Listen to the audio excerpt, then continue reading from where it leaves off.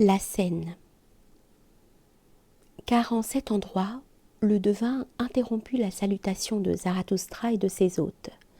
Il se pressa en avant, comme quelqu'un qui n'a pas de temps à perdre, saisit la main de Zarathustra et s'écria « Mais Zarathustra, une chose est plus nécessaire que l'autre. C'est ainsi que tu parles toi-même. Eh bien, il y a maintenant une chose qui m'est plus nécessaire que toutes les autres. Je veux dire un mot au bon moment. Ne m'as-tu pas invité à un repas? Et il y en a ici beaucoup qui ont fait de longs chemins. Tu ne veux pourtant pas nous rassasier de paroles? Aussi, avez-vous tous déjà trop parlé de mourir de froid, de se noyer, d'étouffer, d'autres misères du corps? Mais personne ne s'est souvenu de ma misère à moi, la crainte de mourir de faim. Ainsi parla le devin, mais quand les animaux de Zarathustra entendirent ces paroles, ils s'enfuirent de frayeur, car ils voyaient que tout ce qu'ils avaient rapporté dans la journée ne suffirait pas à gorger le devin à lui tout seul. Personne ne s'est souvenu de la crainte de mourir de soif, continua le devin. Et bien que j'entende ruisseler l'eau comme les discours de la sagesse, abondamment et infatigablement, moi, je veux du vin. Tout le monde n'est pas comme Zarathustra, buveur d'eau invétéré. L'eau n'est pas bonne non plus pour les gens fatigués et flétris. Nous avons besoin de vin. Le vin seul amène une guérison subite et une santé improvisée. À cette occasion, tandis que le devin demandait du vin, il arriva que le roi de gauche, le roi silencieux, prit lui aussi la parole.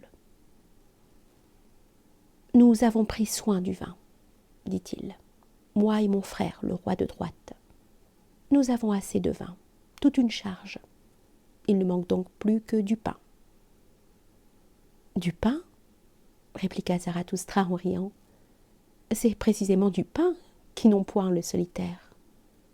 Mais l'homme ne vit pas simplement de pain, mais aussi de bonne viande d'agneau, et j'ai ici 2 agneaux. Qu'on les dépèce vite, et qu'on les apprête aromatisés de sauge. C'est ainsi que j'aime la viande d'agneau. Et nous ne manquons pas de racines et de fruits qui suffiraient même pour les gourmands et les délicats. Nous ne manquons pas non plus de noix ou d'autres énigmes à briser. Nous allons donc bientôt faire un bon repas. Mais celui qui veut manger avec nous doit aussi mettre la main à la besogne, et les rois tout comme les autres. Car chez Zarathustra, un roi même peut être cuisinier. » Cette proposition était faite selon le cœur de chacun. Seul le mendiant volontaire répugnait à la viande, au vin et aux épices.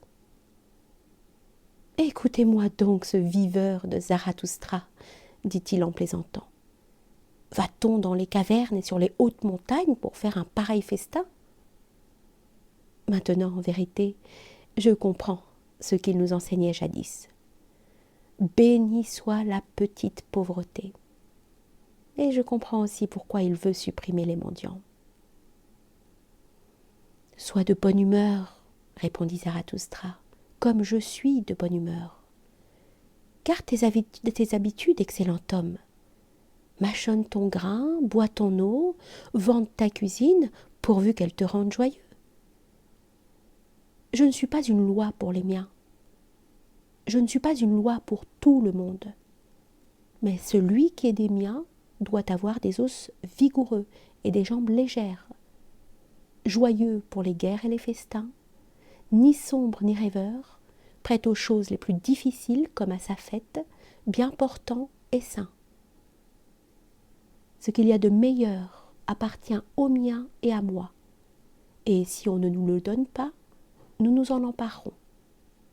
La meilleure nourriture, le ciel le plus clair, les pensées les plus fortes, les plus belles femmes. Ainsi parlait Zarathustra. Mais le roi de droite répondit « C'est singulier. A-t-on jamais entendu des choses aussi judicieuses de la bouche d'un sage? Et en vérité, c'est là pour un sage la chose la plus singulière d'être avec tout cela intelligent et de ne point être un âne. » Ainsi parla le roi de droite avec étonnement. L'âne, cependant, conclut méchamment son discours par un « hi-ha ». Mais ceci fut le commencement de ce long repas qui est appelé la scène dans les livres de l'histoire. Pendant ce repas, il ne fut pas parlé d'autre chose que de l'homme supérieur.